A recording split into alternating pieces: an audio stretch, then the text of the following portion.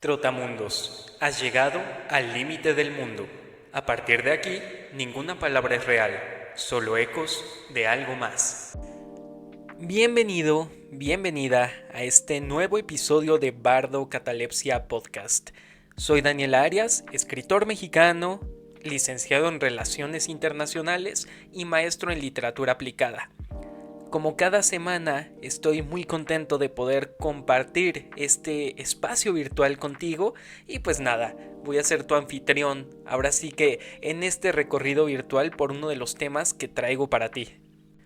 Y ahorita hablando de espacios virtuales, de espacios digitales, hay un pensamiento que yo he tratado de desarrollar un poco más en estos últimos años, que comenzó concretamente con la pandemia, un momento pues en el que la humanidad por completo se volcó mucho hacia los espacios virtuales y un momento en el que muchas interacciones sociales y culturales y humanas se redujeron a toda esta interacción con la virtualidad. Bueno, durante este periodo, una de las grandes preguntas que yo me hice fue si lo virtual o lo digital también es real. Para mí la respuesta es un tanto tajante y yo puedo decir que sí. Sin embargo, no hablamos de una realidad igual a la realidad que filósofos y filósofas habían estado pues trabajando o que habían pensado décadas o siglos antes. Y es que al final de cuentas, todo el tema de la realidad, al menos en temas de filosofía, y también dentro de ciertas corrientes muy específicas de la filosofía, a la realidad se le veía como este fenómeno que uno percibe a través del pensamiento, el famoso pienso luego existo, y pues esta realidad es la que está afuera, pero al mismo tiempo adentro. ¿Por qué adentro? Porque la puedo pensar, pero está allá afuera porque también mis sentidos la observan. Entonces, en ese sentido, la realidad vendría a ser todo esto que tiene forma, volumen, esencia, alma, lo que ustedes gusten y manden, pero que de alguna manera puede ser tocada y comprobada, el famoso discurso científico. Y bueno, este discurso científico no es otra cosa sino probar fenómenos, probar científicamente fenómenos. Un libro que habla muy bien de toda esta cuestión, que va a dar un paradigma muy importante para toda la modernidad y posmodernidad, es el discurso científico de Descartes, que es de ahí de nuevo de donde sale la famosa frase pienso luego existo. Pero la cuestión es que la virtualidad y la digitalidad evidentemente también son realidades, pero tal vez no se acoplan por completo a las definiciones de realidad que otros filósofos, filósofas habían dado décadas y siglos antes. Entonces esto ya nos está marcando de alguna manera una ruptura con el paradigma. Nos está marcando un cambio de época por completo y también un cambio ontológico, es decir, hay una necesidad de redefinir muchos conceptos y de crear otros más para aquello que todavía no está siendo definido por completo. Ejemplo de esto es el amplio debate que existe con relación a la inteligencia artificial. Uno no sabe hasta qué momento el uso de la inteligencia artificial puede ser ético y también beneficioso para la humanidad y en qué punto esto podría llegar a ser contraproducente justamente para la ética humana, para el desarrollo humano, para el bienestar humano, etcétera, etcétera. Entonces, ahorita que te comentaba esta cuestión del espacio virtual, me vino a la cabeza todo esto. Y es que al final de cuentas, yo creo que toda esta cuestión de la digitalidad y la virtualidad sigue siendo una especie de espacio liminal entre lo real y lo que no es real. Una especie de gato de Schrödinger, al menos es así como yo lo veo. Entonces, en ese sentido, para mí, todo este entorno virtual y digital es real, pero al mismo tiempo tiene muchos factores que permanecen un poco en el limbo. Un ejemplo muy rápido de todo esto es finalmente la inteligencia artificial, que ha arrojado con ella ciertas cuestiones, fotografías, videos, discursos en general, que no sabemos identificar si son reales o no.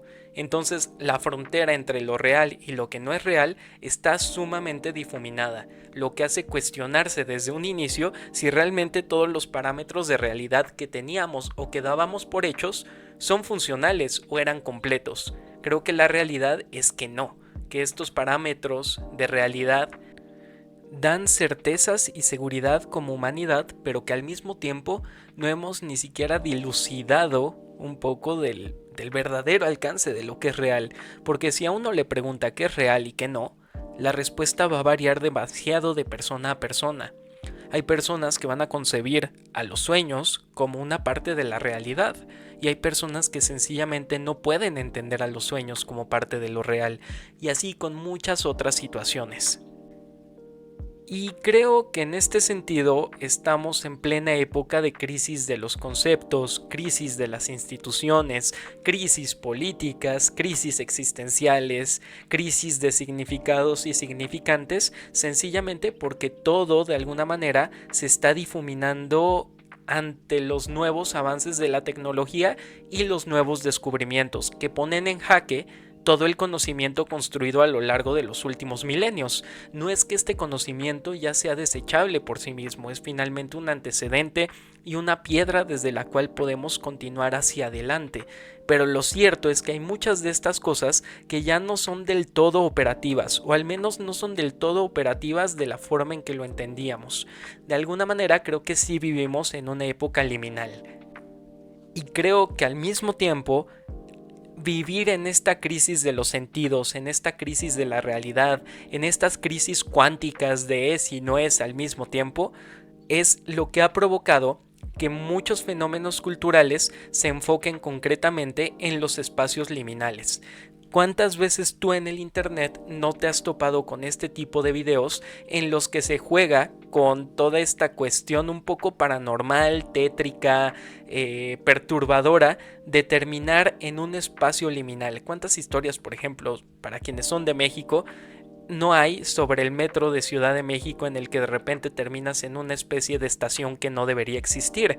¿O cuántas veces no nos hemos topado con videos, muchos de ellos claro, hechos con inteligencia artificial, de espacios imaginados de nuestra infancia completamente solitarios y habitados por monstruos, en una especie de una dimensión entre la nuestra y otra más? Esto es una especie de estado liminal o de espacio liminal. Y esto obviamente no solamente se trabaja en el fenómeno cultural del entretenimiento en general. Hay muchas películas que van a trabajar con los estados liminales, también muchos animes que van a trabajar con este tipo de espacios. Uno de los grandes ejemplos que yo traigo sobre la mesa es este excelente anime Sonny Boy de 2021, que en algún momento le dedicaré un episodio completamente a su análisis y discusión. Pero bueno, la cuestión es que esto no solamente lo vamos a ver en la industria del entretenimiento. Los espacios liminales también forman parte del discurso contemporáneo. Ejemplo de esto en el discurso político es sencillamente realizar un análisis del discurso que tiene Donald Trump, en el que las cosas son y no son al mismo tiempo. Hay que ver cuántas veces Donald Trump ha salido a dar declaraciones en donde dice una cosa y hace completamente la opuesta, o en donde hace una cosa pero dice lo contrario. O el ejemplo más claro es cuando dice podría o no podría hacerlo, yo no sé, es decir, todo depende de un estado de ánimo, pero esto a nivel político y a nivel social nos integra a un estado de incertidumbre absoluto, en el que las cosas son y no son al mismo tiempo. Es decir, la paradoja de Schrödinger se integra también al discurso político, está muerto y no está muerto el gato al mismo tiempo. Con esto solo quiero poner en perspectiva que el discurso de la liminalidad está muy en boga precisamente por la realidad que nos rodea, en donde todo lo que dábamos por hecho está un poco en jaque, los conceptos que dábamos por hecho están en jaque, las estructuras familiares, nacionales, la identidad y demás están en jaque. Entonces, podríamos decir que de cierta forma habitamos un mundo liminal entre ser y no ser. La liminalidad es justamente este estado intermedio o este estado de transición. Entonces, la liminalidad también puede tener un juego político, no necesariamente solo cultural y de entretenimiento. Y estoy seguro que ya para este punto sabes de qué voy a hablar en el capítulo de hoy, que es los espacios liminales. Y antes de seguir con el episodio, me gustaría invitarte a seguirme en redes sociales. En Instagram y TikTok me puedes encontrar como letra-nigromante o como José Daniel Arias Torres. Al mismo tiempo te invito a seguir las redes sociales del programa, Bardo Catalepsia Podcast. También puedes encontrar el podcast en YouTube, obviamente en Spotify, Instagram y TikTok. Y también un pequeño anuncio o un comercial, más que otra cosa. Yo soy escritor y al mismo tiempo ya tengo algunas obras publicadas. Mi última obra es una novela llamada Perro Negro, que ganó un concurso literario a través de Ediciones Delirio, que convocó este concurso y vaya, mi obra salió seleccionada. Entonces ando en toda labor de promoción y de venta de esta novela. Si te interesa conocer de qué va, si te interesa conocer también este lado un poco más literario que tengo, te invito a adquirir un perro negro, a adoptar un perro negro. Puedes encontrar esta obra en Mercado Libre, Busca Libre, en la página web de Librerías El Sótano, nada más en cualquiera de estas plataformas buscas Perro Negro, José Daniel Arias Torres, y bueno, ahí ya puedes adquirir esta obra. También puedes adquirir la novela con Ediciones Delirio directamente, o si eres de Puebla, de la capital, de Puebla capital, nos podemos poner de acuerdo y acordamos alguna entrega, porque yo también tengo algunos ejemplares. Entonces, hasta aquí ese corte comercial. El fin de semana pasado estaba paseando con mi novia y a ambos se nos antojó una malteada de McDonald's. Cerca de donde estábamos había uno de estos establecimientos y pues vaya, entramos a comprar una. Decidimos quedarnos a tomar la malteada ahí en el establecimiento. Yo ya tenía algunos meses que no entraba a ese McDonald's. Realmente no son establecimientos que yo frecuente demasiado. Las veces en las que voy, pues obviamente es cuando el antojo supera un poco mi autocontrol. Y pues vaya, ya estando en McDonald's, viendo el entorno, viendo el espacio en general, tuve una sensación muy extraña, una especie de nostalgia al estar dentro de ese establecimiento. Era una sensación muy familiar que realmente ya había sentido en muchas ocasiones anteriores, pero que solo en ese momento le puse un poco de atención y reflexión. Es decir, salí un poco de este estado de solamente tener esa sensación para empezar a pensar y reflexionar sobre esa sensación. Obviamente la respuesta sencilla es que esta nostalgia o melancolía que me embargó se debe un poco a rememorar o recordar esa infancia que indudablemente nos reconecta con ciertos espacios que frecuentamos cuando éramos niños. Y es que a pesar de que al menos en mi infancia no fui demasiado a McDonald's o a Burger King o a otro tipo de cadena de comida rápida enfocada en niños, lo cierto es que las pocas veces que fui durante toda mi niñez fueron bastante simbólicas y representativas, por lo que los recuerdos que tengo de ese tipo de establecimientos son bastante buenos y felices. Al final de cuentas, regresar a este tipo de establecimientos en esencia es una regresión a la infancia. Y no importa que tanto estos establecimientos sean algo así como una plaga que de repente llega a un país y se reproduce sin control a lo largo de sus ciudades, como si de repente el vampiro del capitalismo clavara sus colmillos en las ciudades e infectara a las ciudades de este tipo de lugares de comida rápida y de vida rápida, haciendo de pues ciertas secciones de la ciudad en la que uno vive pequeñas versiones tropicalizadas de Estados Unidos. Seguramente si alguien de Estados Unidos viene, lo primero que reconoce en una ciudad en muchas ocasiones es un McDonald's. Pero al final de cuentas, este tipo de lugares también albergan historias personales, y este tipo de lugares también pueden llegar a generar cierto tipo de nostalgia o melancolía entre quienes lo frecuentamos, y al frecuentarlos o al ir a ellos nos hacen reconectarnos con nuestra infancia, con un pasado. Y aquí es donde quizás suene extraño lo que voy a decir, pero más allá de la melancolía y de la nostalgia que este establecimiento me hizo sentir al reconectarme directamente con mi infancia, también me hizo sentir que el tiempo se suspendía. Imagínense qué extraño. Un lugar diseñado para la comida rápida y para la vida rápida me hizo sentir de alguna forma que el tiempo se suspendía. Parece una contradicción absoluta, ¿no lo crees? Y es que, a ver, culturalmente estos lugares de comida rápida están diseñados para atenderte de forma rápida y para que tú comas de forma rápida. son establecimientos completamente diseñados para una época post-industrial, en donde ya nadie tiene tiempo, en donde el tiempo está contado en horas laborales y en donde existe solo un delimitado momento del día para que tú puedas comer. En ese sentido, no hay tiempo en este tipo de lugares para la reflexión, para pensar en cosas, para presenciar cosas, para hacer historias dentro. Tampoco para la apreciación, es decir, son lugares donde vas a lo que vas.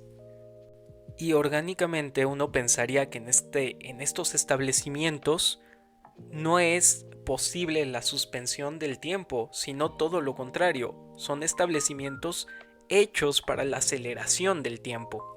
Trabajar rápido, vivir rápido, comer rápido, beber rápido, regresar al trabajo rápido, ir a casa rápido, ver películas y series rápido, dormir rápido, es decir, son establecimientos que se acoplan muy bien a esa lógica de la aceleración, no de la suspensión. Entonces, haberme sentido de esa forma, o más bien haber sentido que el tiempo se suspendía en un lugar de comida rápida, fue una sensación bastante extraña. Como ya les había dicho antes, era familiar, es decir, no era algo desconocido para mí, pero la diferencia estuvo en que no le había metido antes tanta reflexión o tanto pensamiento de por medio hasta ese momento. Todo esto me llevó a preguntarle a mi novia si estar en un McDonald's no de cierta forma la hacía sentir como estar en un espacio liminal. Y ella curiosamente me dijo que sí. Entonces de alguna forma confirmé que no estaba loco o que al menos la locura era algo compartido. Ya volveré sobre el punto de ver a McDonald's concretamente como un espacio liminal, pero antes de aterrizar en ese tema en concreto, te quiero preguntar algo que seguramente te dejará pensando por al menos unos segundos. ¿Te has preguntado cuándo fue el último día en que dejaste de ir a ciertos lugares como niño y los comenzaste a frecuentar como adulto? Es una pregunta que seguramente parece irrelevante, en esencia tal vez nada se logre respondiendo esta pregunta, pero creo que es muy interesante pensar alrededor de este cuestionamiento. Y es que en definitiva creo que de pronto nos es muy difícil identificar ese momento en el que fuimos niños por última vez. O quizá en algunas personas tengan algo que identifique ese momento de forma más clara, pero creo que la norma es no poderlo identificar. Y es que finalmente el tránsito entre etapas de la niñez a la adolescencia, en este caso, y de la adolescencia a la adultez, es algo que no es tajante, es decir, no es como ir subiendo en bloques. En definitiva, hay ciertas características que acuñamos a la adolescencia y ciertas características que acuñamos a la niñez, pero esas diferencias están más en marcos teóricos y libros de textos que en la realidad. De repente podemos ver a alguien que ya debería ser un adolescente comportándose como un niño y viceversa. Entonces, realmente los límites de las etapas, de las edades, no son tan claras. Y en ese sentido creo que es muy interesante pensar en la última vez que hicimos algo como niños y en la primera vez que hicimos algo como adultos.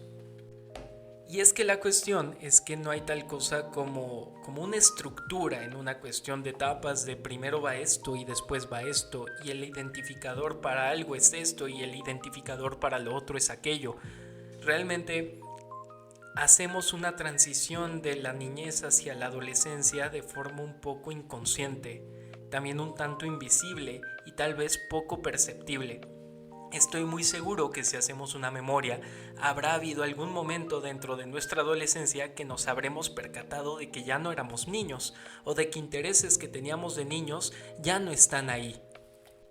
Pero si nos llegaran a preguntar desde cuándo esos intereses o esos gustos ya no están ahí, tal vez difícilmente sabríamos dar una respuesta.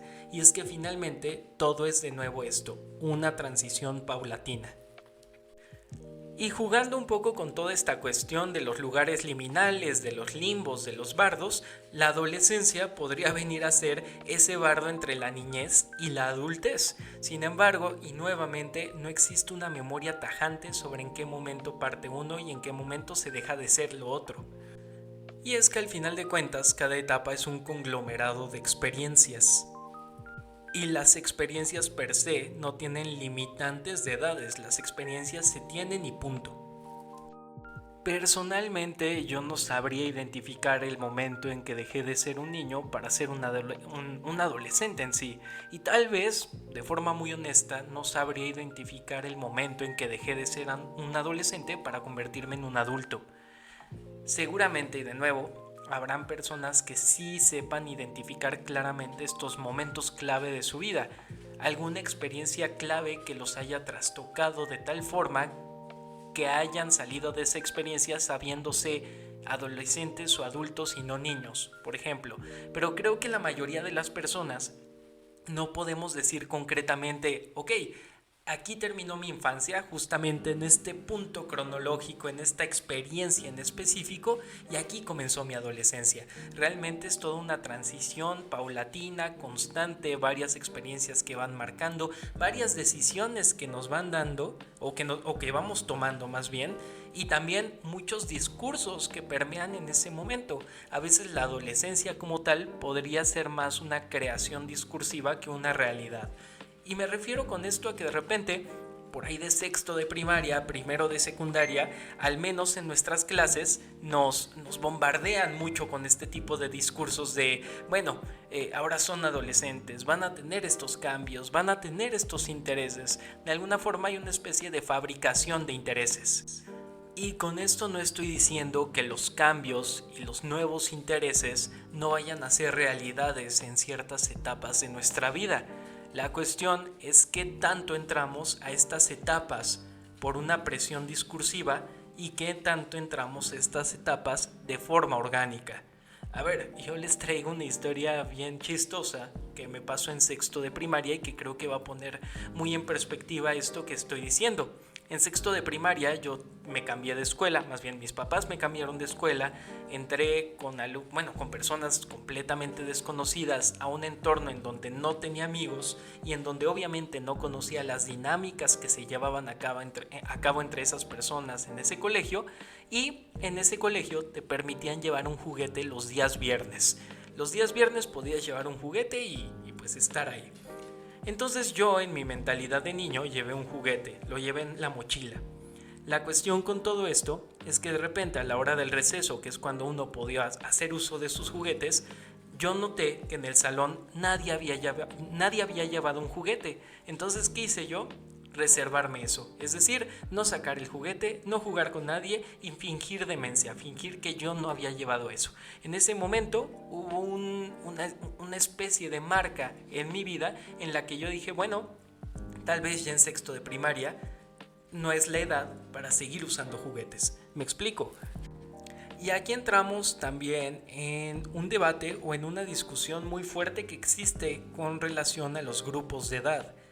Finalmente nos han enseñado que los grupos de edad corresponden a ciertas edades, es decir, tal vez de 4 a 11 años o a 10 años existe una niñez, de 11 años a 17 años una adolescencia y de 18 años a 25, 26 o 27 años una juventud de adultos o adultos jóvenes, y de ahí en adelante viene la adultez y la tercera edad. Es decir, hay marcas tajantes que marcan la división en edades, en grupos de edades. Pero la realidad es que muchos de estos grupos de edades han sido resultado de una convención mercantil o de una convención socioeconómica. ¿A qué me refiero con esto? A que muchos de estos grupos de edades nos van a marcar modelos de consumo, tendencias que pueden aplicar a ciertos grupos y no a otros, formas de vender cosas, también a grupos electorales. Es decir, no es que en nuestra vida existan marcas como tal. Me refiero a marcas de edades o marcas que dividan una edad o grupos de edades de otros, sino que estas marcas han sido creadas en beneficio de organizar ciertas cosas, y en muchas ocasiones estos beneficios se remiten mucho a la cuestión política electoral y también a la cuestión de consumo en sí, cómo venderle algo a alguien.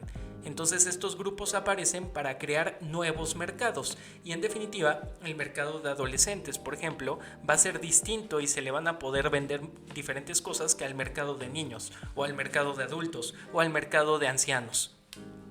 Y también en el tema electoral, estos grupos de edades van a canalizar buena parte del discurso. un político no se puede dirigir a los jóvenes de la misma forma en que se dirige a los adultos. Entonces, en este sentido, estas edades han sido de alguna manera modelos creados, modelos de consumo y electivos creados. Estoy leyendo un libro que se llama Posguerra, en el que el autor, el historiador, nos va a mencionar que en Europa no existía tal cosa como la adolescencia previo a la Segunda Guerra Mundial, y que el grupo de adolescentes es básicamente resultado de ciertas tendencias culturales que van a dar origen a ese grupo como tal, ese grupo de edad. Y este grupo de edad va a estar muy permeado por sus modelos de consumo, la forma en que compran cosas, la forma en que consumen ciertos productos culturales. Entonces, va a haber, por ejemplo, cierta música o ciertas películas que va a estar dirigida a estos nuevos grupos de edad. Este historiador que hace este libro va a decir que previo a la Segunda Guerra Mundial había una transición más directa o prácticamente directa entre la niñez y la adultez. Y buena parte de por qué existía esta transición directa o por qué no existía tal cosa como la adolescencia es por la necesidad. Las personas debían de ponerse a trabajar inmediatamente después de cumplir cierta edad, básicamente para abastecer sus necesidades y las de su familia. Hay que recordar que antes de la Segunda Guerra Mundial también la gente vivía de forma un poco más rápida o más joven, es decir, habían ciertas cosas que hacían desde más temprana edad, como casarse o tener hijos. Entonces, evidentemente no había un espacio para la adolescencia, no había un espacio para este periodo que hoy en día concebimos como algo importantísimo en el desarrollo de la persona. Pero antes de la Segunda Guerra Mundial, este periodo era virtualmente inexistente, porque las personas comenzaban la vida adulta prácticamente de forma inmediata. Basta con que uno platique con sus abuelos o también si tiene la fortuna de tener bisabuelos para entenderlo. Seguramente van a ser personas que de pronto nos van a hablar acerca de cómo tuvieron que empezar a trabajar desde temprana edad debido a las necesidades que tenían. Y todo este periodo de adolescencia y pubertad está básicamente extinto o no existe en su relato de vida. Pero la cosa es que estando en ese McDonald's, ahora sí reconectando con el discurso primero o con la historia primera, hubo ciertas sensaciones que yo recordé, ciertas cosas que ya había sentido antes. Y es que había una comodidad un tanto extraña y tibia que juntaba el aire de rareza perceptible en el ambiente y la melancolía que también me hacía sentir todo eso. Es decir, cuando uno va al McDonald's, este McDonald's está hecho, sí, para que comas rápido, pero también al mismo tiempo para que te sientas cómodo. Y siempre hay un dejo de infancia en este tipo de establecimientos. No importa qué tan adulto, entre comillas, seas, un poco de la magia, entre comillas, también de McDonald's es volverte a hacer sentir como un niño. También es muy cierto, desde hace algunos años, no recuerdo hace cuántos, les mentiría si les dijera hace cuántos, pero recordarán que hubo un momento clave en el que McDonald's reinventó su imagen. Entonces se hizo de alguna forma una franquicia un poco más sobria. Antes era una franquicia mucho más dirigida a la infancia y a los padres de familia, y ahorita es un poco más ejecutiva, por así decirlo. No ha dejado de lado por completo la infancia, obviamente es uno de sus mercados más importantes, la cajita feliz sigue existiendo, pero lo cierto es que yo me imagino que con este cambio de imagen se adaptaron a una tendencia de mercado, a una tendencia gráfica también, y también al mismo tiempo quisieron dirigirse a un público un poco más ejecutivo.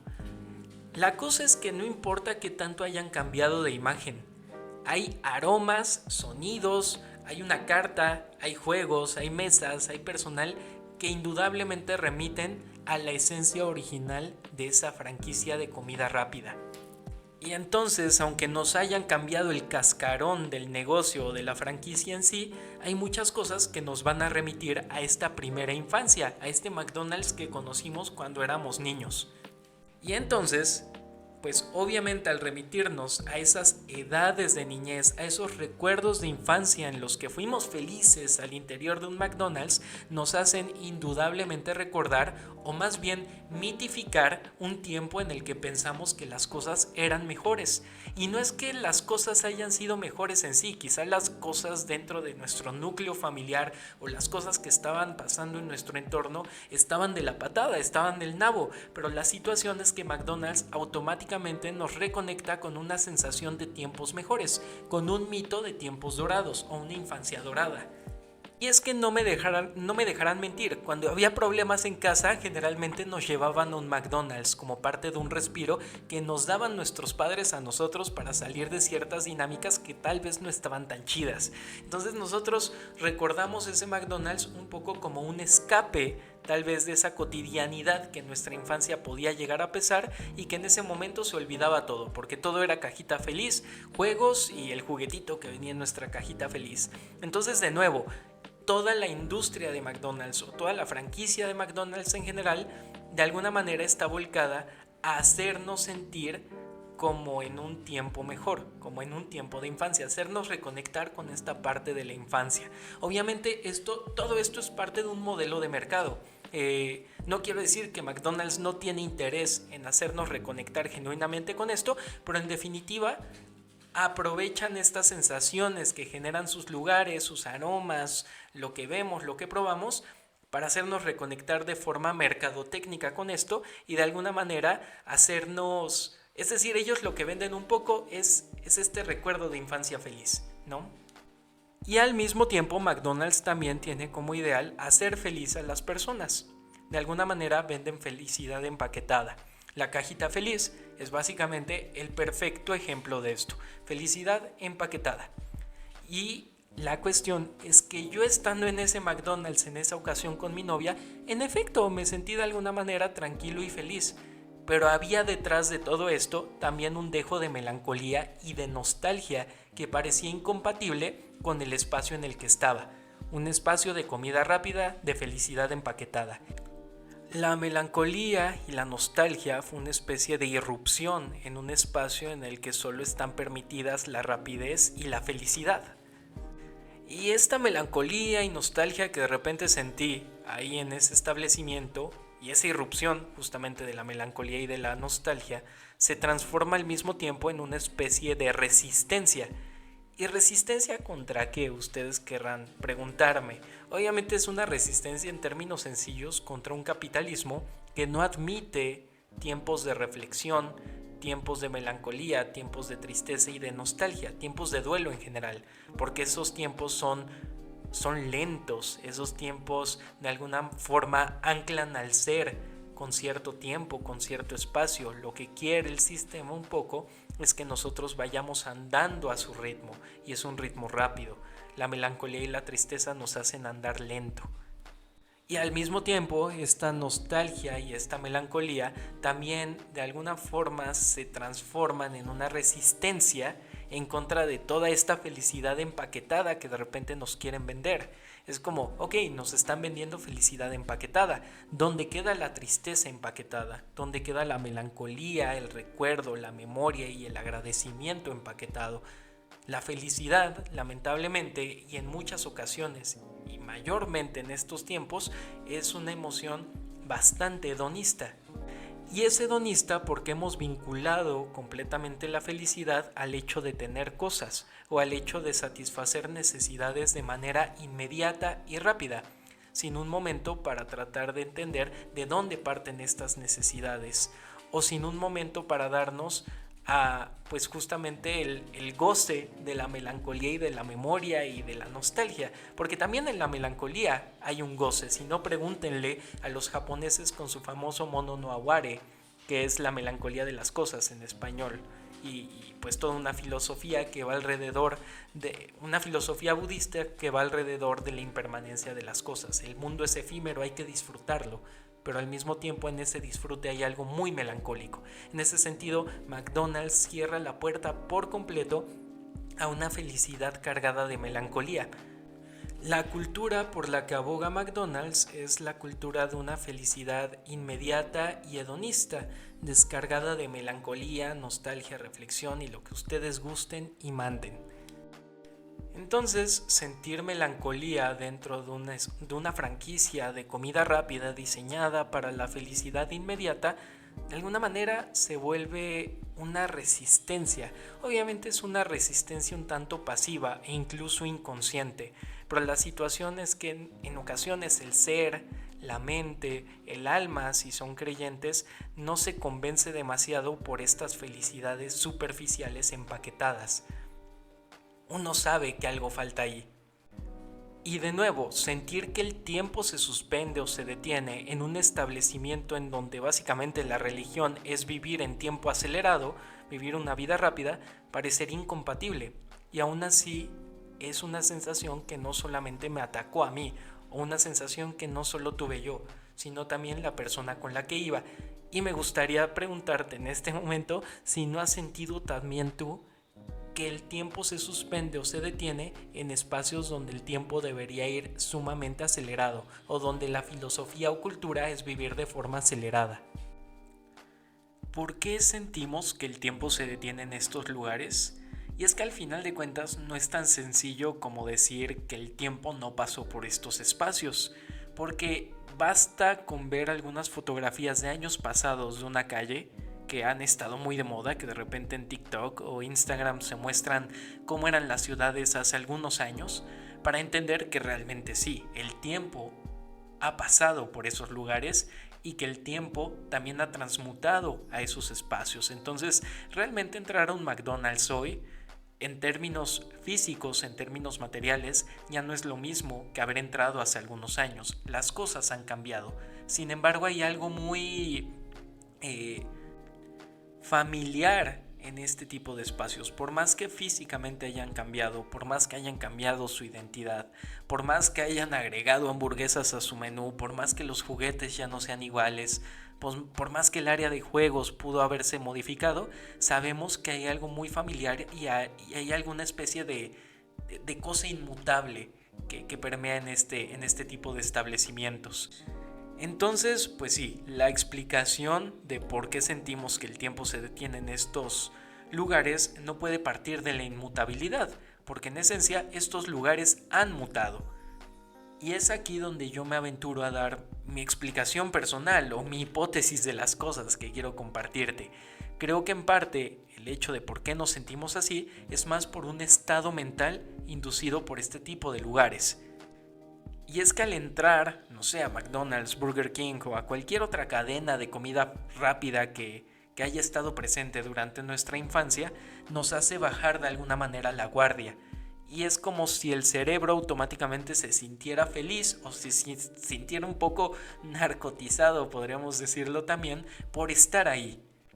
Entonces hay ciertos momentos en este tipo de establecimientos en los que al final, a pesar de que el establecimiento profesa una vida rápida y una comida rápida, el cerebro por otro lado ya está estancado o ya está pasmado o suspendido en esta especie de melancolía inducida por el recuerdo que el lugar genera.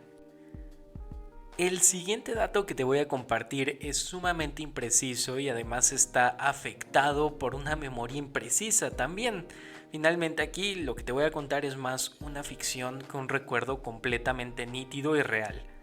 Una vez, hace algunos años, hablando con una persona, ignoro ya en este punto con quién, quizá con algún amigo, quizá con algún profesor, tal vez con algún familiar, bueno, esta persona me compartía que hay ciertos espacios o ciertos lugares dentro de una ciudad que devuelven al ser humano a un inconsciente prenatal. ¿A qué nos referimos con esto? A que este tipo de lugares nos hacen inconscientemente sentirnos dentro del útero materno otra vez. Yo sé que esto suena completamente descabellado, completamente freudiano también, probablemente, y no me sorprendería descubrir que esto ya es una teoría aterrizada desde el psicoanálisis y probablemente así lo sea, pero vaya, esta persona me decía que había lugares que nos hacían reconectarnos o nos hacían sentirnos otra vez dentro del útero materno. Lugares con una temperatura templada o cálida, lugares seguros y además con una fuente de nutrientes garantizada. No sé, si yo te digo este tipo de características de este tipo de lugares, ¿en qué piensas? Te doy un par de segundos. Bueno, pues realmente uno de estos lugares que nos remiten un poco al útero materno es el supermercado. Si uno lo piensa, es un lugar un tanto aséptico, también lleno de los nutrientes necesarios o de una fuente ilimitada de alimento, con voces que vienen del cielo, de lugares indeterminados, además cargadas de un eco, es decir, son voces etéreas, voces externas, ¿no? Hay que recordar cuando de repente se escucha a la cajera decir algo a través de estas bocinas y que finalmente uno nunca sabe de dónde está saliendo el sonido. Bueno, el supermercado vendría a ser un ejemplo de este tipo de cuestiones, que nos hacen reconectarnos con una etapa prenatal. Pero yo quiero de alguna forma profundizar un poco en esta idea y creo que finalmente hay otro tipo de lugares que nos van a reconectar con otro tipo de etapas de nuestra vida, no necesariamente con estas etapas prenatales, sino que nos van a reconectar inmediatamente con otro tipo de etapas, ya sea infancia, adolescencia, etcétera, etcétera. Retomando obviamente el ejemplo de McDonald's, pues obviamente esta franquicia nos va a reconectar no con un tiempo prenatal, sino con nuestra infancia. Y es en este punto que nos vamos a poner a filosofar un poco. ¿Por qué sentimos que el tiempo se detiene en este tipo de lugares? Creo que parte de la respuesta parte del hecho de que en espacios de infancia el cuerpo recuerda y entra en conflicto con el presente. Porque al final de cuentas existe una discrepancia entre el recuerdo que nos genera estar en este establecimiento y la realidad que habitamos, que pues en general es la realidad de adultos con problemas y demás. Entonces creo que existe una disonancia o una discrepancia entre ambos puntos y esto genera una especie de choque. Así podemos llegar tal vez a la conclusión de que el establecimiento no está ni fuera de lugar ni fuera de tiempo, y que en realidad quienes estamos fuera de lugar y de nuestro tiempo somos nosotros mismos.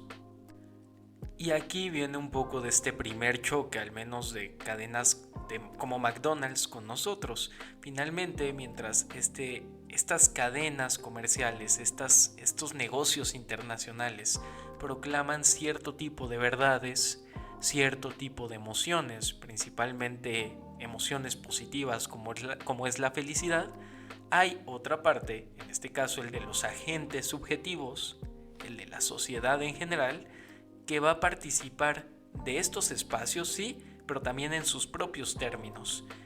Y en ocasiones los términos de la gente son distintos a los términos de estas cadenas de comida rápida o estos negocios internacionales. A veces los términos de las personas son los términos de la melancolía y de la nostalgia, algo no impulsado por estos lugares, pero que finalmente de manera inevitable terminamos sintiendo. De ahí que siga sosteniendo que incluso la melancolía y la nostalgia pueden ser una forma de resistencia. Y en términos distintos, si la parálisis del sueño es tener al cerebro despierto y al cuerpo dormido, revisitar estos espacios ya con unos años encima es como adormecer al presente y despertar al recuerdo. Entonces, obviamente, revisitar estos espacios siempre va a terminar por generar algún impacto, y algún impacto no deseado por la propia cadena comercial. De nuevo, estas cadenas están más interesadas en esta felicidad rápida y empaquetada que en que el ser humano o que el sujeto que las visite se ponga a rememorar, a recontar, a renarrar las cosas. Bueno, en realidad no sé si renarrar sea una palabra oficial del español, pero si no, ya la inventamos aquí en Bardo Catalepsia. Al haber llegado a este tipo de conclusiones, que obviamente uno termina por sentir estas conclusiones antes que por pensar las conclusiones, si lo piensas bien, a veces llegas más a las cosas por intuición y después les das una carga de significado, una carga simbólica, una carga teórica. Bueno, en mi caso fue así. Al haber llegado a esta intuición de explicación o a este conato de explicación, también me puse a pensar en qué otro tipo de espacios materiales me hacen sentir algo similar a este McDonald's. Y pensé concretamente en algunos. Pensé en los hospitales, en los cementerios y en las escuelas. Comenzaré por esta última categoría de espacios, el colegio o las escuelas. Las escuelas son tal vez uno de los espacios más analizados por filósofos y filósofas contemporáneos. No es para menos, finalmente en las escuelas se ensayan una serie de relaciones de poder, relaciones sociales, relaciones culturales, que finalmente nos van a estar de alguna manera entrenando, entre comillas, para la vida allá fuera de la escuela. Siempre existe esta tendencia a ver al colegio como un ensayo de la vida real. Sin embargo, muchas veces se nos olvida que la escuela ya es en sí misma la vida real.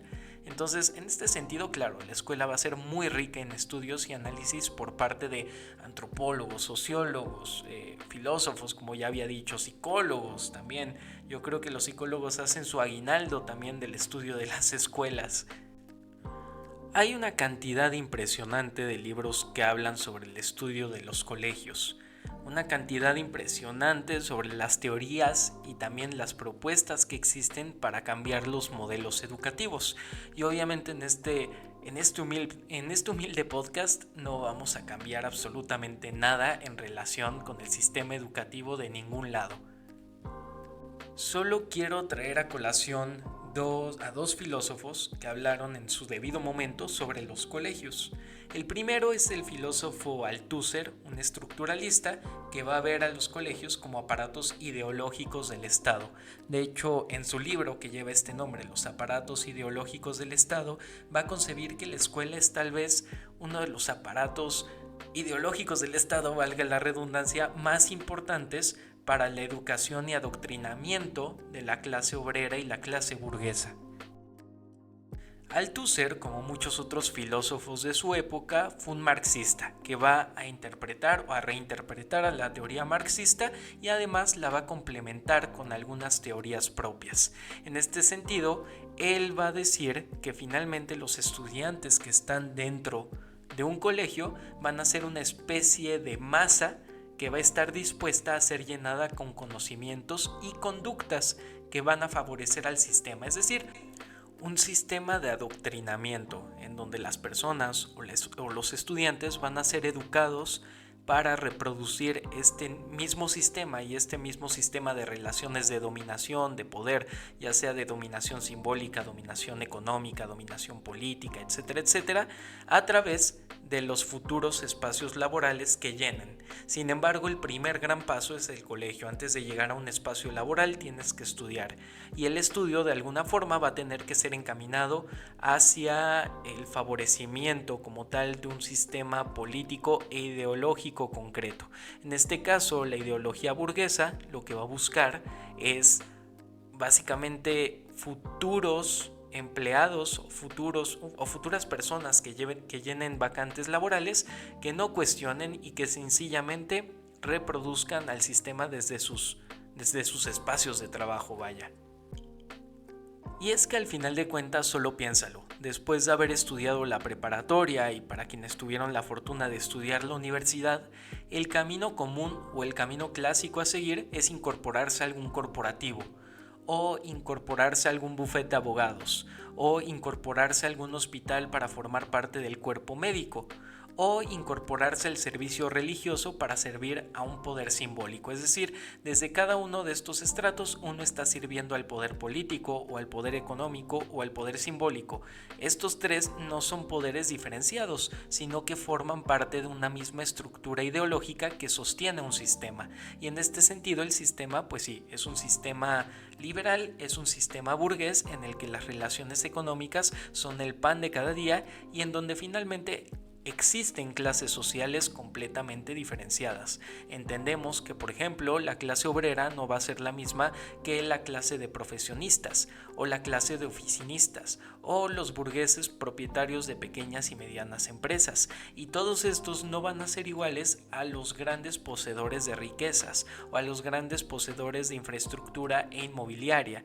Todas estas situaciones son cuestiones diferenciadas que forman parte de un sistema, y este sistema requiere de que las personas lo sostengamos a través de la reproducción ideológica de las mismas doctrinas o de las mismas máximas. De esta forma Althusser va a pecar un poco del mismo pecado que muchos filósofos y filósofas estructuralistas, y es obviamente fijar completamente la atención en la estructura en sí, la estructura o el sistema en sí, y no ver tanto al sujeto. Entonces, en este sentido, Althusser va a ver a la estructura y a la sociedad como un cuerpo prácticamente homogéneo, y un cuerpo además de todo sumamente manso y pasivo, que solo está ahí para recibir un adoctrinamiento. Obviamente esto va muy en línea con lo que se pensaba en aquella época, con todas las teorías marxistas o neomarxistas que estaban en boga en esa época en el que la izquierda política pegaba muy fuerte, obviamente por el romanticismo que generaba todo el discurso de la Unión Soviética. Y obviamente fue una época previa a que se descubriera o se destapara buena parte de todas las cosas que pasaron al interior de la Unión Soviética. Entonces, de alguna forma había un romance entre los intelectuales franceses de la época y pues toda esta cuestión de la teoría comunista. Aquí también digo, nos vamos a poner un poco más políticos, pero sí es importante diferenciar las cosas, y es que al final de cuentas, independientemente de que la Unión Soviética haya cometido grandes y profundos errores, hay que entender que la Unión Soviética no fue toda la izquierda ni la totalidad de la izquierda política, y que así como también muchas dictaduras, por ejemplo en América Latina, no son representativas de lo que es la derecha, tampoco tiene que ser la representación de la izquierda, pues justamente estas estructuras políticas o estos países que realmente cometieron una N cantidad de atrocidades. El siguiente político, ya, por estar hablando de política ya me quedé enfrascado con esto, pero el siguiente personaje que me gustaría traer a colación en relación a los colegios y pues a teorías que se han hecho de la escuela y de la educación y demás, es también otro francés. Este francés está un poco más cercano a los post-estructuralistas que a los estructuralistas. Es muy famoso, demasiado famoso. De hecho, es de repente difícil salir de él una vez que se le conoce, pero vaya, creo que viene muy a colación con el tema que estamos hablando. Me refiero a Michel Foucault, que seguramente si te has dedicado a las ciencias sociales o eres egresado de humanidades o ciencias sociales, por supuesto que te suena demasiado este nombre. Finalmente, Michel Foucault es como el fantasma del comunismo. Michel Foucault es un fantasma que ronda, creo que todas las facultades de humanidades y ciencias sociales. Foucault va a ver a la escuela o al colegio como un dispositivo disciplinario, como un dispositivo de biopolítica, en el que el cuerpo se hace receptor del poder. Entonces, si uno se pone a pensar, ¿cuántas veces en el colegio no nos dijeron que el corte obligatorio era casquete corto? ¿O cuántas veces en el colegio no nos dijeron que no podíamos ir con las uñas pintadas? ¿O cuántas veces en el colegio no nos dijeron que no podíamos ir con algún tipo de joyería, pulseras, collares, aretes? Ya ni hablar de piercings y de tatuajes. Hay un dominio por completo y una corrección completa del cuerpo. Entonces, en este sentido, Foucault va a ver a la escuela como un dispositivo disciplinario y también como una forma de ortopedia social. ¿A qué se refería con esto? A quitar todo lo inservible, a corregir lo desviado dentro del cuerpo social y a fortalecer lo beneficioso.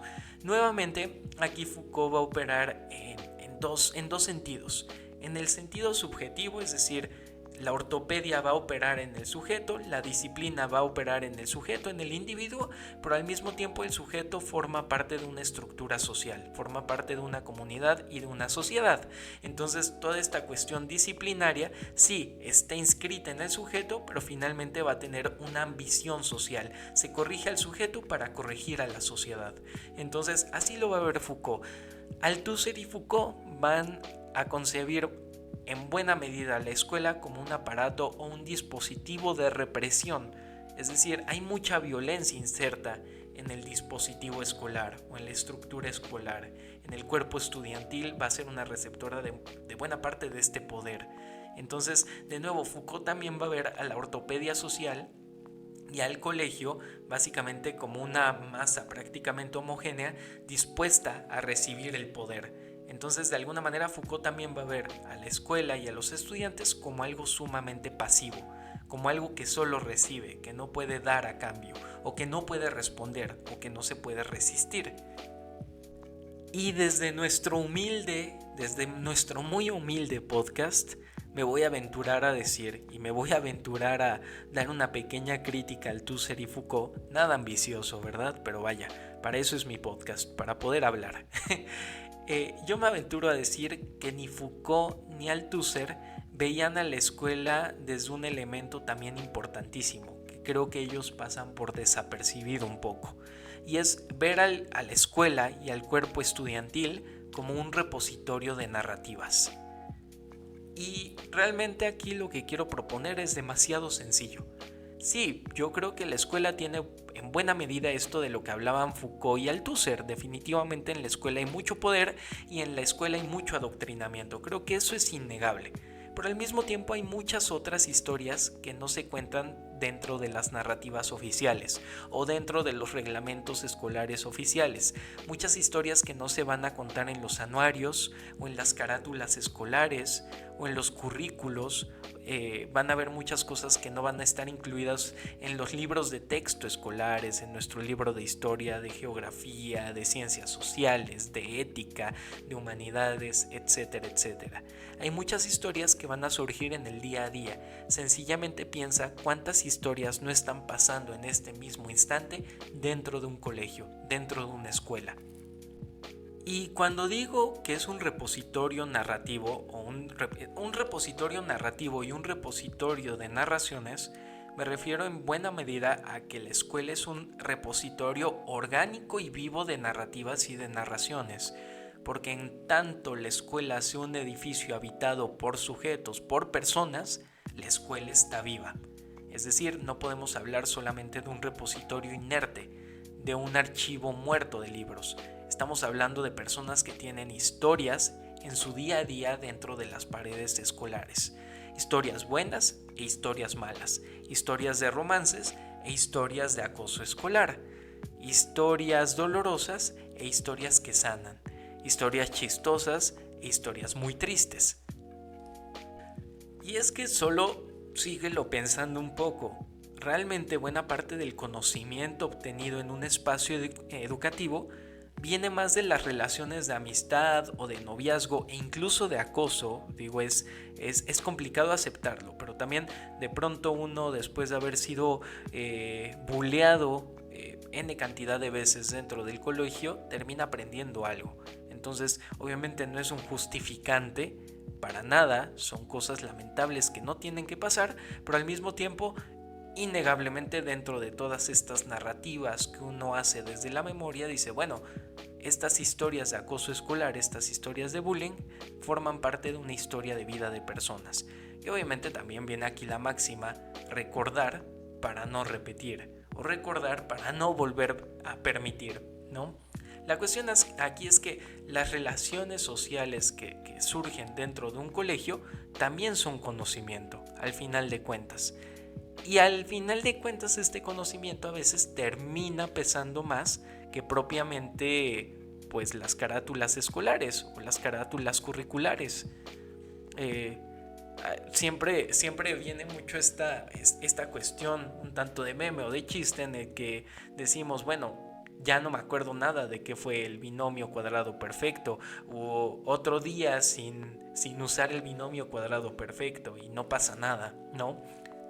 Es que al final de cuentas esos son conocimientos técnicos útiles, por supuesto, pero realmente creo que el peso más profundo o el peso educativo más profundo que tienen las escuelas, las enseñanzas más grandes que tienen las escuelas, son todas estas relaciones que hacemos dentro del colegio. Porque estas relaciones son las que perduran, para bien y para mal, y todas estas relaciones nos van a enseñar mucho de cómo son las relaciones de poder en el mundo real. Habrá personas que acepten estas relaciones de poder y habrá personas que sencillamente no las puedan aceptar y se resistan. Dentro de estas personas que resisten, pues están los famosos rebeldes. Y la rebeldía es, creo, un acto político riquísimo e importantísimo, principalmente entre personas escolares. Hay que pensar cuántas revoluciones no han iniciado desde las generaciones más jóvenes. Esto es parte de la resistencia, esto es parte de manifestar que no se está de acuerdo con un sistema y que se quiere cambiar, ¿no? Pero en fin, la cuestión es que las escuelas albergan en su interior cientos, miles de historias personales, de historias sociales, de relaciones sociales.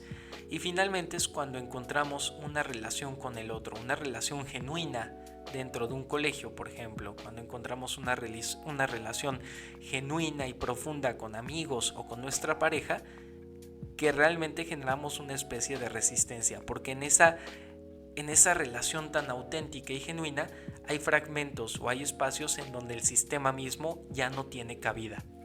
Finalmente, en un sistema que favorece completamente la competencia, cuando encontramos a nuestros camaradas, cuando encontramos a nuestros amigos, cuando encontramos una pareja a la que amamos, personas a las que amamos, pues muy regularmente dejamos de competir y comenzamos a cooperar, comenzamos a vivir como una comunidad.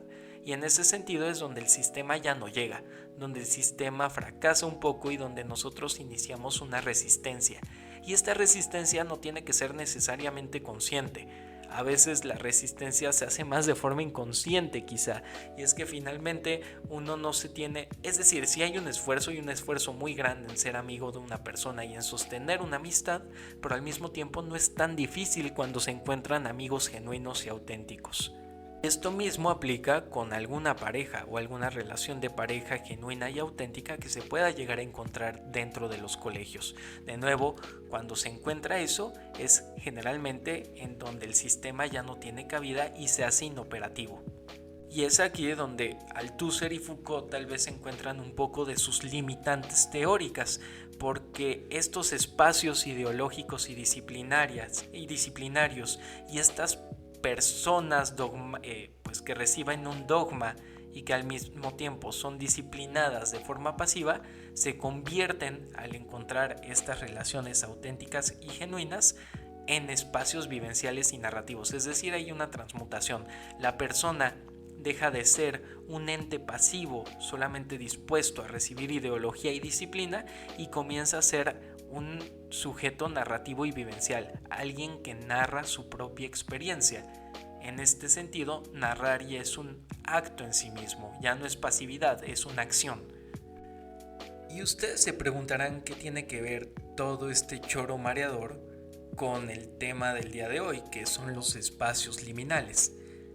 Todo esto que te acabo de contar, toda esta cuestión filosófica, crítica y narrativa, la traigo a colación porque esto pone un poco en perspectiva que la escuela tiene un aura muy particular, en donde se mezclan la disciplina más estricta, la ideología más estricta y la rebeldía. Y es esta mezcla tan extraña o tan contradictoria la que le da forma básicamente a que en nuestro recuerdo pensemos a la escuela como un espacio en el que sucedieron algunos de nuestros mejores años de vida. Ya lo había comentado un poco en el episodio en el que hablamos de anime, pero lo retomo el día de hoy porque creo que viene muy ad hoc con el tema que también estamos hablando el día de hoy. Tendemos a pensar en una juventud dorada en la que los problemas eran pocos o prácticamente nulos, en donde teníamos a nuestros amigos literalmente al lado o al alcance de un salón y pensábamos que estos amigos y estas circunstancias serían para siempre. Hay que pensar nuevamente cuando éramos jóvenes. A quienes tuvieron una juventud marcada por buenos eventos dentro de la secundaria o preparatoria, de repente tienden a pensar que estos momentos de vida iban a ser para siempre, que las personas iban a ser jóvenes siempre y casi invencibles. Es decir, hay un mito de esta juventud dorada y uno se mitifica a sí mismo en estas edades. A uno no le pasa el tiempo en estas edades, uno siente que va a ser eterno toda la vida. Y obviamente estos recuerdos de esta juventud dorada que tenemos ya cuando llegamos a la adultez son recuerdos un tanto ficticios o creados. De repente eran más quizá los días aburridos en nuestra preparatoria o secundaria que los días realmente memorables. Sin embargo, en nuestro recuerdo existe la ficción de esta cuestión prácticamente dorada o de oro, esta cuestión idealizada. Claro, esto lamentablemente no aplica para todos. pues para muchos la adolescencia pudo llegar a ser un recuerdo pues doloroso y también incómodo. Y aquí ya vamos aterrizando más a la liminalidad de las escuelas o estos estados intermedios pues que suponen los colegios o las escuelas, al menos para mí. De nuevo, esto es completamente subjetivo. Para mí la escuela es un espacio liminal y a continuación voy a explicar por qué. Hay una frase muy famosa que dice no conozcas a tus héroes, que creo que viene muy en relación con este otro tipo de idea en el que se dice no vuelvas a caminar por los lugares por donde fuiste feliz. La advertencia en ambas situaciones es un poco similar, o es similar, vaya. Volver a caminar por los espacios por los que alguien fue feliz indudablemente va a remitir a la idea de que algo ya se perdió. No importa que el espacio siga prácticamente idéntico, uno no va a poder revivir ese recuerdo. Finalmente es un recuerdo, no lo va a poder volver a vivir. Y en este sentido, esta incapacidad de revivir el recuerdo va a traer consigo el desencanto de la realidad. No sé si ustedes han tenido la oportunidad de regresar a las escuelas de donde egresaron. De caminar, por ejemplo, los pasillos de la preparatoria de la que fueron estudiantes, o la secundaria de la que fueron estudiantes, o incluso la primaria. Volver a caminar las primarias siempre es una experiencia bien curiosa y bien extraña.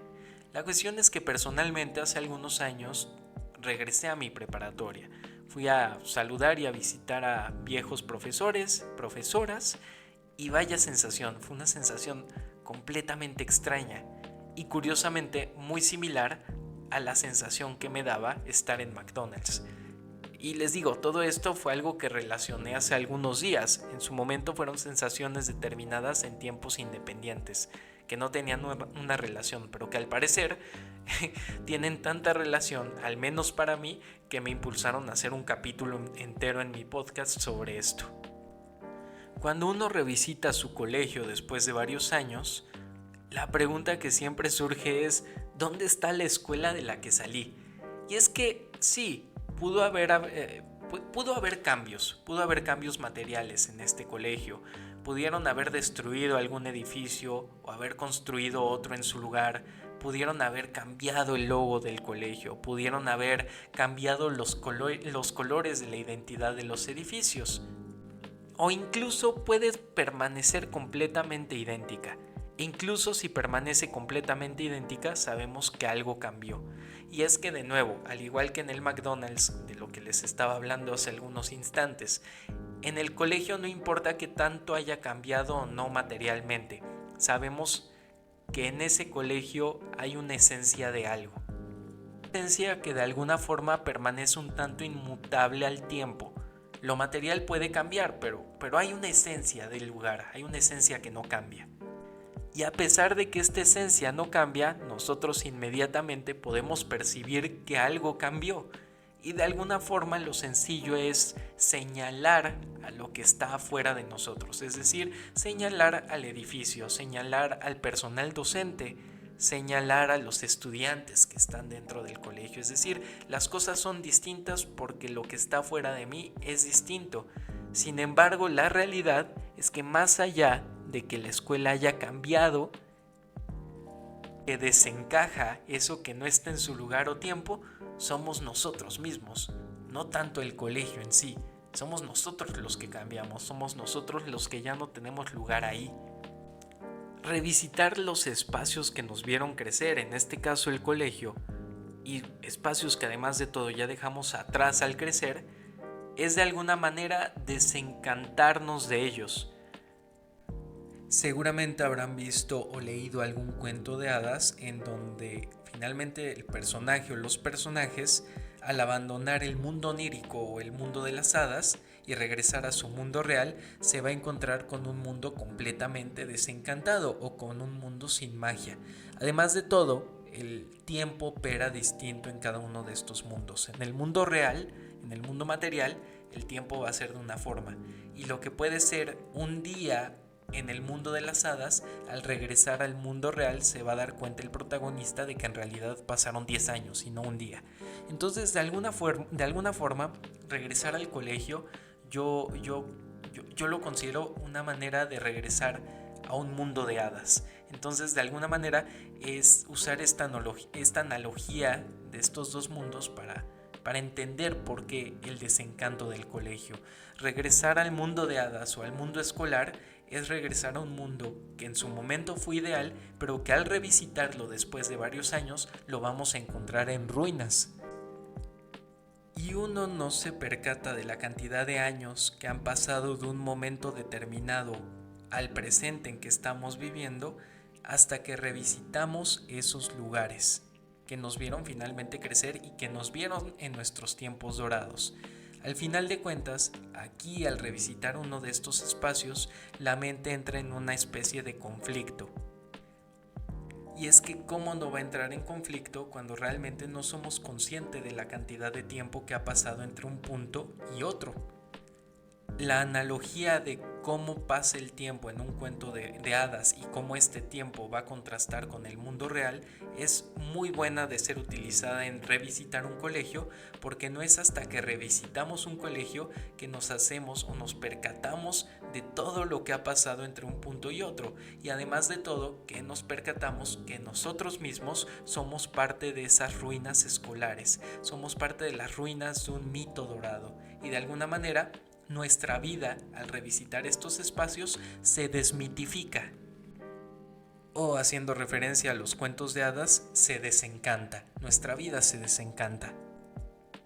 Regresar a una escuela después de varios años, después de haber egresado, y de alguna forma darnos cuenta de que ya no habitamos en ese mito de adolescencia dorada, es darnos cuenta al mismo tiempo de que fuimos expulsados del paraíso, de que ya no tenemos lugar en ese espacio en concreto, de que nuestra vida ha cambiado y de alguna forma en que nosotros mismos somos ese espacio liminal dentro de la escuela.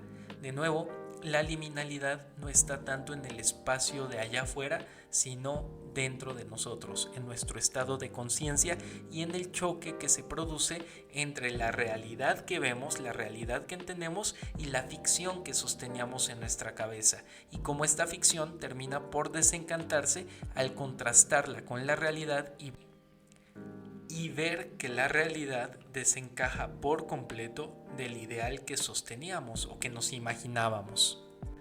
Un ejemplo perfecto de esto son nuestros padres mismos. Basta con platicar con ellos para darnos cuenta en muchas ocasiones de la absoluta melancolía y nostalgia con la que nos relatan ciertas anécdotas, o de darnos cuenta de la absoluta melancolía y nostalgia con la que transitan ciertas calles mientras nos platican que eran las calles que transitaban durante su infancia. Evidentemente hay algo muy complejo sucediendo dentro de ellos, y yo creo que en buena parte es justamente este desencanto de la realidad y este hecho de que ellos mismos se hacen un espacio liminal. Y por volvernos un espacio liminal me refiero más que nada a recordar el pasado, permanecer anclados y vinculados a un momento de nuestra vida muy particular a través de sensaciones de melancolía y de nostalgia, y de alguna forma hacernos conscientes de todo el tránsito de vida que nos ha llevado hasta el presente, y que finalmente entre ese pasado recordado y el presente hay una cantidad grandiosa de años que nos mantiene divididos. Es como si nuestro cuerpo se percatara de que hemos crecido, pero nuestra cabeza o nuestro cerebro no se hubiera convencido del todo y continuara anclado a esa etapa. Un anclaje un tanto artificial, porque esa etapa ya pasó, y retransitar una calle, retransitar un colegio, no nos va a hacer revivir los momentos, todo lo contrario, nos va a hacer ficcionalizarlos, y en esa ficción hay una pérdida de ello y lo sabemos perfectamente. De ahí la melancolía que se siente. La melancolía es de alguna forma una sensación de la pérdida. De ahí que me refiera al hecho de que la liminalidad está más dentro de las personas que en los espacios en sí mismos. La liminalidad es un estado de conciencia, no tanto un espacio material o un espacio externo a mí. La liminalidad es algo que es interno a mí y que de alguna manera se activa se activa o se desencadena a través de un estado de conciencia particular. principalmente motivado por la nostalgia y la melancolía. Y en este sentido, no es como que la liminalidad termine siendo un espacio o una dimensión distinta a la que habitamos. Vendría a ser un estado mental distinto o un estado mental alterado. Bueno, que quizá esto también nos podría remitir al hecho de que la mente es una dimensión más y que por lo mismo la liminalidad podría ser una dimensión más. Pero me entienden, es decir, los estados liminales, los espacios liminales terminan por ser algo mucho más íntimo, mucho más privado y mucho más introspectivo que algo que está fuera de mí. Y en esencia, volviendo con todo el tema de los colegios, volver a caminar una vez más el espacio del que fuimos exiliados, volver a transitar ese tiempo escolar, es volver a un mundo en ruinas y caminar una especie de no espacio suspendido en un no tiempo. Pero de nuevo este no espacio y este no tiempo no se refiere tanto a lo que está fuera de mí, sino que se refiere más a lo que está dentro de mí, a un estado de conciencia particular, a un choque entre la realidad y las ficciones que nos hemos hecho. En esencia, revisitar el colegio después de años de haber egresados y revisitar franquicias como McDonald's después de haber crecido, haber madurado y habernos hecho adultos, comparten estas dos experiencias un punto en común. Y es que de alguna forma volver a revisitar estos espacios es terminar con un hechizo que la memoria crea para recordar ciertas cosas como felices y perfectas. Y de alguna forma, pues volver a retransitar esto rompe ese hechizo. Y volver a habitar estos lugares muchos años después de haber salido de ellos es crear una tensión entre el recuerdo idílico y el espacio en ruinas. Uno no está hecho para soportar ver de alguna forma cómo sus mitos quedan hechos ruinas. De ahí que la melancolía y la nostalgia en sí vengan a ser fármacos o curas contra este choque conceptual que sufrimos, o este choque ontológico que existe entre el recuerdo idílico y el espacio hecho ruinas. Y es que solo piénsalo, sin la mediación de la melancolía o de la nostalgia, lo que nos restaría hacer después de ver este choque ontológico entre nuestro recuerdo idílico, entre nuestras ficciones doradas y mitos, y las ruinas que quedan de todo esto después de que pasan los años y revisitamos esos lugares y esos espacios, bueno, lo que quedaría sin la melancolía y la nostalgia sentida probablemente sería la depresión absoluta y la desesperación. Y para complementar la idea de que no son en sí los espacios los que son liminales y que más bien somos nosotros mismos los que nos hacemos sujetos liminales, quiero complementar con lo siguiente. Al retransitar estos espacios en ruinas después de años, al retransitar estos espacios que entendemos como recipientes de nuestros mejores años, al estar en esos lugares y tiempos y al encontrar esta desconexión entre lo que recordábamos y lo que transitamos, terminamos por estar y no estar en estos lugares al mismo tiempo. La analogía pues más curiosa que se me ocurre, pero que tal vez puede servir para ilustrar mejor esta idea, es imaginemos que traemos del pasado a alguien que habitó en Teotihuacán durante sus mejores años de esplendor y lo colocamos en el Teotihuacán de hoy en día.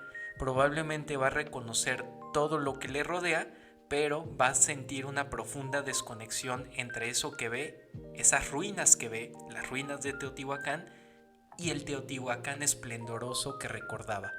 Entonces, esto mismo va a pasar con las personas.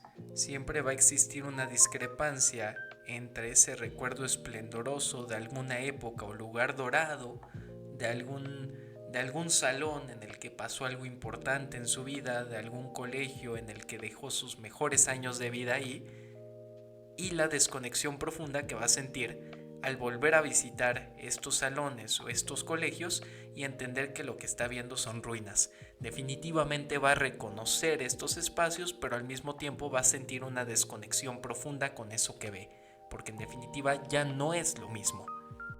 Ahora, siguiendo con estos objetos reflexivos que te había comentado, viene el tema de los hospitales y de los cementerios, también espacios que a mí me remiten a cierto tipo de liminalidad. La sensación de estar en hospitales y cementerios es similar a la de una escuela y un McDonald's, similar pero no idéntica, porque finalmente sí hay diferencias importantes. Si una escuela nos reconecta con la adolescencia y una franquicia de comida nos reconecta con la infancia, es decir, cosas de nuestro pasado, ambas, un hospital nos conecta con la enfermedad y un cementerio con la idea de muerte y del futuro. Es decir, hospitales y cementerios van a estar más ancladas a la sensación de un futuro inminente pero al mismo tiempo incierto que a la sensación de un pasado nostálgico y melancólico. Y es tan sencillo como pensar que cementerios y hospitales en su generalidad nos van a generar más angustia y ansiedad de lo que nos generan melancolía y nostalgia. Probablemente son pocos los casos en los que sentimos melancolía, añoranza o nostalgia por estar en un cementerio o en un hospital, a menos que sean un raro como yo y les encante ir a visitar cementerios, porque es algo que sí me gusta mucho. Pero vayamos por parte y comencemos con los hospitales.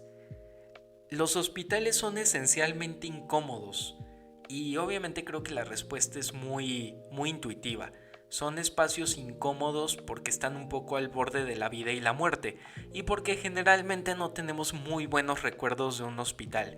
Generalmente el recuerdo que nos viene de un hospital siempre nos va a remitir a un tema de enfermedad, a un tema de muerte, a un tema de pérdida, a un tema de angustia, de incertidumbre, de dolor, también mucho dolor, etcétera, etcétera. Creo que en este punto ni siquiera los doctores se salvan de sentirse incómodos con los hospitales, y voy a explicar por qué. Realmente creo que un doctor se puede sentir bien en un hospital al hacer del hospital su espacio laboral, quizá hasta pueda disfrutar estar en su espacio de trabajo, pero estoy muy seguro de que la situación cambia para un doctor o un médico cuando tienen en el hospital a un paciente cercano enfermo de gravedad, a un familiar cercano, a un amigo cercano, a un hijo enfermo de gravedad. En ese momento yo creo que el hospital adquiere para este médico todo el peso que normalmente adquiere para una persona común, para una persona de la que el hospital no es su espacio laboral. Entonces, en este sentido, creo que un hospital tiene esta facultad o tiene esta aura de incomodidad. No importa a lo que te dediques, creo que generalmente uno prefiere no estar dentro de un hospital en un rol de paciente o de familiar de paciente. Un hospital es un último recinto por excelencia. ¿Cuántas veces, más bien, no cuántas veces, cuántas personas no han fallecido en un hospital? Es decir, el hospital es el último lugar en el que están en vida, un último recinto. Un hospital es al mismo tiempo clínico, higiénico, sanitizado y bueno, en esencia también es aséptico desde los colores que se manejan. Pero también no solamente en los colores que se manejan, sino también en el trato que se da a las personas. Hay una asepsia emocional. Las emociones son sucias, entonces de alguna forma uno no puede estar demostrando todo el tiempo toda su emocionalidad dentro de un hospital más que en ciertas áreas y momentos reservados. E incluso en estas áreas reservadas de hospital para estas emociones que no son tan asépticas como a un hospital le gustarían, incluso en estos lugares uno tiene que sentir en silencio, es decir, uno no se puede desbordar en emociones dentro de un hospital. También al mismo tiempo al enfermo se le recluye, a veces en terapia intermedia o intensiva, de forma solitaria, teniendo básicamente visitas a cuentagotas. Y lamentablemente muchos enfermos esperan su final conectados a máquinas, aislados del resto sin poder ver a familia y amigos y que de alguna forma pues Esto se hace un final o una muerte completamente aséptica, sin lo sucio entre comillas de las emociones. Ahora bien, la diferencia radical y tajante entre visitar un hospital o visitar un colegio reside en que revisitar un centro de salud conecta con la ansiedad y la angustia, emociones, como ya había mencionado, propias del tiempo futuro, mientras que revisitar un colegio, como ya habíamos visto hace rato, reconecta directamente con una nostalgia y melancolía, emociones ancladas propiamente al pasado. Así los hospitales nos desencajan hacia el futuro y nos proyectan hacia ese tiempo inexistente, un tiempo que además de todo es fatal porque no conocemos si va a pasar o no. Realmente el futuro no existe, pero de alguna manera nuestra mente nos hace creer que sí, y es aquí donde hay un juego de incertidumbre porque si bien el futuro puede llegar a existir, uno no sabe de qué manera va a llegar a existir. Entonces vienen muchos desenlaces finales donde la ansiedad nos hace pensar en el peor final posible o en el peor futuro posible, en la peor de las realidades posibles. Y al desencajarnos hacia el futuro, nos hacen deshabitar el presente, es decir, estar pensando constantemente en el futuro y estar en un hospital pensando constantemente en el futuro, nos hacen deshabitar un presente a pesar de que el cuerpo se quede en el presente. Y aquí, en todo este juego de tiempos en el que el cuerpo se queda en el presente, pero la cabeza se vuela al futuro, y que el hospital es de alguna manera un portal que nos conecta de inmediato con la ansiedad y angustia del futuro lleno de incertidumbre, es aquí donde comienza toda esta cuestión del sujeto o del cuerpo liminal. Más allá de que el espacio, de que el hospital mismo sea lo liminal, es el estado de conciencia inducido por estar en el hospital lo que nos convierte en seres liminales. Otra vez, estamos pero no estamos. Mientras que revisitar un colegio o una franquicia de infancia suspende o detiene el tiempo y lo desencanta al mirar sus ruinas y al invitarnos también a observarnos como seres liminales que habitamos y somos al mismo tiempo esas ruinas, visitar un hospital en sí no va a suspender el tiempo, sino que más bien lo va a alargar y a profundizar. Entonces aquí ya vamos a tener una diferencia clave entre un hospital que nos va a invitar a mirar el futuro y un colegio que nos va a invitar a mirar el pasado. Mientras que mirar al pasado es vivir detenidos en un tiempo, mirar al futuro desde el presente, desde un presente que nunca acaba, es alargar y profundizar al tiempo mismo. Y al profundizar y alargar al tiempo, se nos va a integrar de forma asfixiante a ese mismo tiempo expandido, para hacernos surfear hacia un futuro indefinido e incierto con respecto a la resolución de qué va a pasar con nuestro enfermo. En otras palabras, para quienes han estado dentro de hospitales esperando el diagnóstico o de alguna manera esperando las noticias que vienen de nuestro enfermo que tal vez pueda llegar a estar en terapia intensiva o en sala de cirugía, conoce perfectamente la sensación de alargamiento del tiempo. El tiempo se dilata en un hospital, se hace eterno. El presente nunca alcanza el futuro, el presente se hace asfixiante. Un hospital, o más bien el estado mental al que nos induce estar dentro de un hospital, hace mucha referencia al hecho de percibir al tiempo de forma distinta. Nuevamente, no es un tiempo suspendido, es un tiempo sumamente dilatado, y ahí radica la liminalidad. En este alargamiento o dilatamiento del tiempo, uno va a estar un poco a merced de este espacio liminal interior, obviamente, de este estado de conciencia liminal, hasta el momento en que se nos da una resolución definitiva con respecto al enfermo que estamos esperando o con respecto al enfermo por el que estamos esperando noticias. Lamentablemente, en muchas ocasiones, la resolución que llega al final de todo esto es la muerte de nuestro paciente, la muerte de nuestro ser querido. Cuando nuestra resolución es la muerte, el tiempo no se suspende, tampoco se alarga o se dilata o se profundiza. cuando la resolución es la muerte, el tiempo se aniquila. Y en este sentido pasamos al último recinto, que para mí es un ejemplo perfecto de espacio o de liminalidad: el cementerio. Un cementerio es un recinto de tiempo aniquilado. En un cementerio no son los espacios y recuerdos los que se aprecian en ruinas, sino que es el tiempo mismo el que está hecho ruinas. Entonces aquí ya estamos viendo una diferencia radical con otros espacios como las franquicias de comida rápida, con la escuela o incluso con el hospital. Con la muerte de una persona también muere el tiempo y como el cuerpo, también se descompone. Entonces, habitar o transitar por cementerios siempre nos va de alguna manera a conectar, en primer lugar, con un futuro, en segundo lugar, con nuestra propia muerte. Bien dicen que ver la muerte en otros es ver la muerte propia. Y en tercer lugar, transitar por cementerios es ver el final del tiempo. Si has caminado por cementerios, seguramente lo has notado o lo has sentido. Si no has caminado por cementerios, te invitaría a hacerlo. De verdad no es tan creepy como suena y creo que es una experiencia también muy linda. Hay belleza en los cementerios. Pero la cuestión a la que quiero referirme es que caminar por cementerios no te deja de ninguna forma indiferente.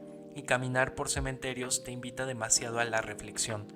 Te invita demasiado a convertirte en un ser liminal que está conectando directamente con su propia muerte y explorando su propia muerte. Creo que uno de los grandes tabús malos de la época es no pensar en la muerte propia, porque no pensar en la muerte propia no te prepara para tu propia muerte en primer lugar, pero también no te prepara para afrontar el fallecimiento de otras personas que nos rodean. Finalmente, la muerte es algo completamente natural. Aunque suene pesado, aunque suene feo, es algo completamente natural que nos va a pasar a todos. Y creo que es mejor estar preparado o familiarizado con ello que no estarlo. En fin, hay ciertos recintos de las ciudades que parecen llevarnos hacia otras dimensiones, en las que el espacio y tiempo se comporta de forma anómala. Muchos de estos espacios liminales se han explotado en la cultura popular y buena parte de estos ejemplos están en las historias de internet, en las creepypastas, en videos de ficción, muchos de ellos hechos con inteligencia artificial. Sin embargo, como ya vimos a lo largo de todo este episodio, creo que en buena parte el que toda esta cuestión de la liminalidad esté tan en boga y se haya vuelto tan popular, en buena medida se debe a la época que estamos viviendo, una época de nuevo de completa indeterminación. Y al mismo tiempo creo que esta liminalidad, como ya he mencionado en buena parte del capítulo, no se refiere concretamente a un espacio en sí, sino a un estado de conciencia alterada. Obviamente no me refiero con conciencia alterada al hecho de meternos sustancias, meditar o de soñar con fiebre para acceder a ciertas dimensiones, todas psicodélicas, que nos permiten acceder a otro tipo de realidades, a otro tipo de estados entre ser y no ser. Con estado alterado de la conciencia me refiero al simple hecho de saturar al cerebro con cuestiones como angustia, melancolía, nostalgia o anhelo. Todo eso, en definitiva, nos hace percibir nuestro entorno de una forma distinta.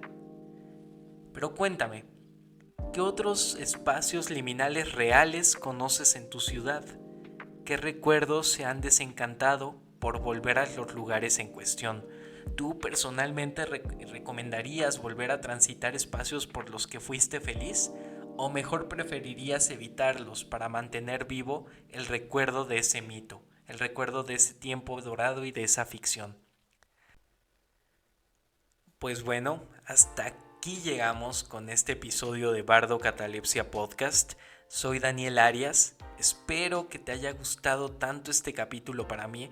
A mí realmente me encanta hablar de este tipo de temas, me encanta hablar de temas liminales. Creo que el propio nombre del podcast delata esta cuestión, pero pues bueno, Realmente el tiempo ya se nos agotó, tampoco quiero sobresaturar el episodio y prefiero detenerlo aquí para dejar más dudas que respuestas. Pero cuéntame, ¿qué tal te pareció el episodio? ¿Qué sugerencias tienes? ¿Con qué preguntas te quedas? ¿Estás de acuerdo con lo que dije o no estás de acuerdo con ello? Me interesa mucho escucharte y para eso están los canales a tu disposición para que dejes cualquier tipo de comentario, cualquier tipo de mensaje que quieras compartir conmigo. Yo voy a estar muy contento de leerlo. Te recuerdo las redes sociales por las que puedas contactarme, principalmente por las redes del podcast. Las puedes encontrar en Instagram, TikTok, YouTube y Spotify como Bardo Catalepsia Podcast. Y puedes también encontrarme en mis redes personales como letra-nigromante o como José Daniel Arias Torres. Por estos medios puedes contactarme. Mi canal personal está un poco más enfocado al tema literario. Soy escritor, me encanta estar compartiendo por ahí algunos textos personales, algunas creaciones literarias, pero pues vaya, si por ahí me mandas un mensaje con relación al podcast, yo con muchísimo gusto voy a estar respondiéndola, ¿va? Entonces me va a encantar leerte. Por favor, déjame tu comentario, déjame tus sugerencias. Ahí está el buzón de sugerencias en estas redes. Y pues nada, espero que nos podamos escuchar en un siguiente episodio. Muchas gracias. Trotamundos, has llegado al final del fin del mundo. A partir de aquí, toda palabra es real y no ecos de algo más.